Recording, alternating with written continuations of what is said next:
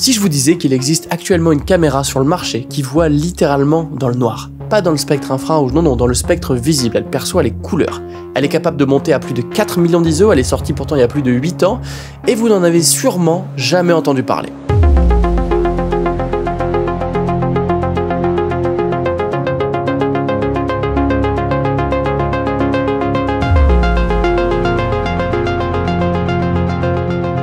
On va voir pourquoi et pour qui elle existe, combien elle coûte, et surtout qu'est-ce qu'on peut faire avec si on l'utilise de manière un tout petit peu créative. Si tu me connais pas, je m'appelle Charles Chillet, je suis un vidéaste spécialisé dans la pub et le voyage, et j'avoue que j'ai un petit peu perdu la hype sur le nouveau matos photo-vidéo. Mais pourtant, cette caméra, elle me hype vraiment, et c'est pour ça que j'ai réussi à l'emprunter pour l'emmener là où personne n'a jamais osé l'emmener, au fin fond des steppes mongoles par moins 30 degrés pour capturer des images inédites. Bon, de quelle caméra on parle déjà? Eh ben on parle de la Canon M20 FSH, toujours des noms aussi agréables à prononcer. Et à garder en contexte pour toute la vidéo, c'est une caméra qui est sortie fin 2015, à une époque où seul le Sony A7S premier du nom régnait un petit peu sur l'univers de la basse lumière, et encore c'était que en 1080p à l'époque. Elle a donc presque 9 ans, ce qui dans l'ère des caméras représente à peu près 2000 ans d'histoire quoi. Physiquement, cette caméra, c'est globalement une boîte de 1 kg avec 5-6 boutons physiques, quelques connectiques un peu étranges, et c'est tout. Pas de batterie intégrée, pas d'enregistrement intégré, bah non, ce serait trop marrant sinon. Donc clairement, à partir de là, on sait qu'on focus pas trop sur le grand public. Elle dispose donc d'un capteur CMOS full frame,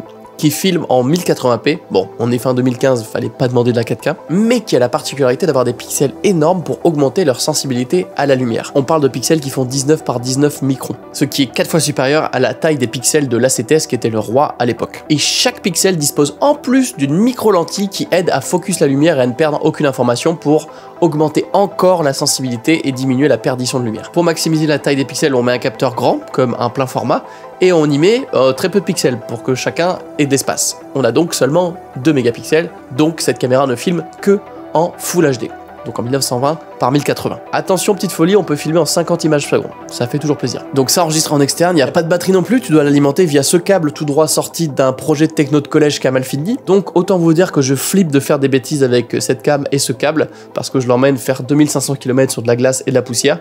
Et spoiler, bah, j'ai fait des bêtises.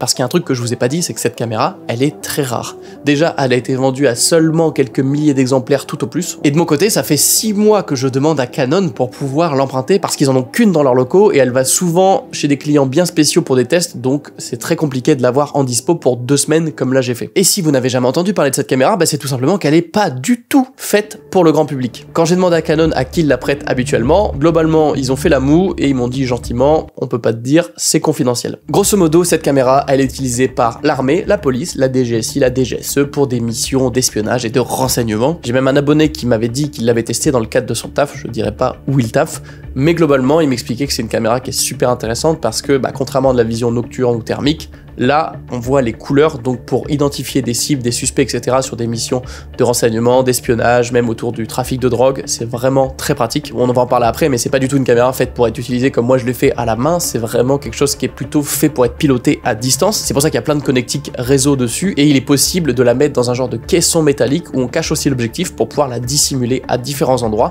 et pouvoir observer de loin sans jamais être vu, et en plus en la pilotant à distance. J'ai pu voir le caisson en métal, etc. pour la dissimuler, bon je peux pas trop vous le montrer là parce que bon voilà, mais j'avoue que c'est assez stylé. Et c'est tellement pas une caméra adaptée à une utilisation pour des vidéastes et tout que quand vous enregistrez, il faut penser à cacher le menu de la caméra parce que sinon il apparaît sur les rushs. C'est pour vous dire que c'est vraiment pas fait pour moi ni sûrement pour vous. Niveau features, ça va aller très vite, hein. Il y a une petite prise jack si vous voulez mettre un micro, il y a un filtre ND intégré, très pratique, surtout qu'elle est très sensible à la lumière donc ça peut être bien de mettre un ND. Il y a beaucoup de pas de vis que ce soit au-dessus ou en dessous, et après il y a quelques connectiques réseau et un petit peu mystère qui sont hors de mon accréditation de simple civil. Et il y a un truc que vous avez peut-être remarqué, mais il n'y a pas de bouton on-off.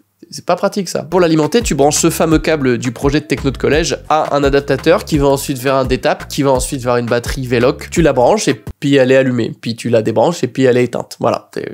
Pas de on-off, on se prend pas la tête ici. Hein. Heureusement, elle tire peu de batterie. De mon expérience, j'ai vu à peu près 15 Wh, donc tu peux vraiment la laisser allumer en continu. Ça consomme pas grand chose. Parlons du prix, qui est un petit peu limitant, puisqu'à l'heure d'aujourd'hui, même si elle est un peu vieille et plus trop dispo en neuf, elle tourne autour de 15 000 €. En occasion, 8-9 000. Et à sa sortie, elle était autour de 25 000 €. Ce qui est clairement plus facile à acheter avec le budget de défense d'un pays qu'avec son propre argent. J'ai comparé ma caméra de cinéma qui qui filme actuellement qu'un R5C, donc qui est vraiment une super caméra très avancée, qui filme jusqu'en 8K, qui est quand même vraiment pas mal en basse lumière, qui est hyper récente, qui est sortie il y a 2-3 ans. Et je l'ai comparé à la M20 qui a elle 9 ans, dans le même scénario, même optique, même exposition, et le résultat parle de lui-même. Au départ ça se tient, et en fait le R5C se fait larguer complètement au bout d'un moment, puisque lui il arrive à sa limite de 100 2000 ISO, où c'est déjà bien crade à l'image, et la M20 elle continue jusqu'à quasiment cramer l'image et la rendre inutilisable, alors que c'est extrêmement sombre, même pour mes yeux, je trouve ça assez dingue. Il est maintenant temps de partir sur le terrain pour voir ce qu'elle vaut vraiment dans un environnement de shoot hyper hostile. Mais avant d'enfin vous dévoiler ces images, il faut que je vous parle du sponsor de cette vidéo qui la rend possible, Artlist. Artlist, c'est un service que j'utilise depuis 7 ans pour la plupart de mes projets. À l'origine, il proposait du licensing de musique qui vous permettait d'obtenir de super musique avec tous les droits pour l'utiliser sur tous vos projets. Et aujourd'hui, l'offre s'est bien étoffée puisqu'on a la musique, le sound design, du stock footage de très haute qualité, des templates et des presets de projets. La musique, c'est peut-être l'élément le plus important, même sur des vidéos comme ça, pour vous mettre des petites musiques mystères, etc., sans trop me soucier des droits, puisqu'avec l'abonnement commercial, tu peux télécharger tout en illimité et utiliser tous les éléments sur tous les projets que tu veux. Tu te prends pas la tête, t'as besoin de choses, tu vas cliquer, tu fais tes petites recherches via les différents moteurs de recherche, t'as plein de mots-clés, plein de playlists, plein de filtres pour t'aider. En un clic, tu télécharges et tu peux les mettre directement dans ton projet. C'est extrêmement bien foutu et il y a tout ce dont peut rêver un vidéaste au même endroit, sur le même site, sous le même abonnement. Parce que oui, parlons d'abonnement, ça commence à moins de 10 € par mois. Et si tu veux l'abonnement qui te fournit tout à la meilleure qualité possible avec tous les droits, ça coûte moins de 40 € par mois. C'est fou d'avoir tout ça dans cette qualité à ce prix-là. Donc si ça vous intéresse, n'hésitez pas à passer par le lien en description parce que vous avez en plus 2 mois offerts et ça aide la chaîne. Bref, merci à eux. On part tout de suite en Mongolie.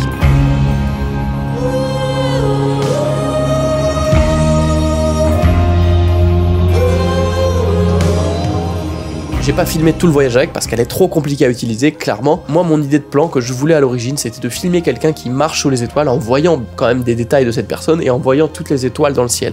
Ce qui est possible en photo, mais n'est pas possible en vidéo avec les caméras du marché encore actuelles, puisqu'actuellement, encore aujourd'hui, la meilleure caméra en basse lumière reste globalement, pour aller au plus loin possible, la FX3 qui monte à 409 000 ISO.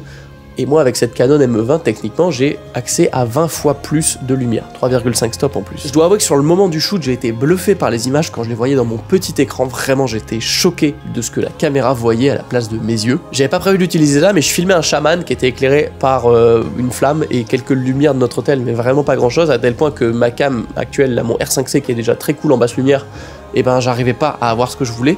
Et du coup, je me suis dit, bah go, je me dépêche et je vais chercher la M20. J'avais fabriqué un petit rig où je l'avais mis sur un Ronin, donc un stabilisateur, parce que cette cam évidemment n'est pas stabilisée du tout. Donc l'idée c'était d'avoir des images assez fluides. J'ai plus les stats exactes, mais à ce moment-là, je suis monté vers 50 000 ISO, ce qui donne des images assez folles dans un environnement qui était hyper sombre et vraiment le rendu est fou. Ce plan du chaman où j'avance vers lui, il rentre en focus, je le trouve vraiment dingue. Avec un petit étalonnage, ça rend vraiment des plans de folie. Mais même dès 50 000 ou 100 000 ISO, il y a quand même pas mal de bruit qui est présent parce que elle a quand même une technologie de réduction de bruit intégrée. Mais bon, c'est limité, c'est pas destiné pour le grand public, donc c'est pas fait pour être forcément beau. Et surtout, la technologie en elle-même, elle a 9 ans. Comparé à aujourd'hui, c'est pas très impressionnant. Il y a quand même du bruit présent dans l'image, mais qui se récupère bien en post-production de ce que j'ai testé, puisque ça c'est l'image que moi j'ai filmée. Et ça c'est l'image une fois étalonnée, donc vous voyez que ça reste très propre. Et là on était sur les bords d'un lac gelé et on a roulé environ 1 km pour aller se mettre sur ce lac gelé, donc on est sur de la glace, en Mongolie, par une nuit noire sans lune. Là il faisait moins 25 degrés, le sol est donc glissant et avec les yeux on ne voyait rien. Je voyais pas avec mes yeux où je marchais, j'étais obligé d'allumer ma lumière et tout. Et la caméra, elle voyait. Ok, en la mettant au max, il y avait vraiment beaucoup de bruit. Il n'y a pas une source lumineuse, il n'y a rien pour tirer de la lumière.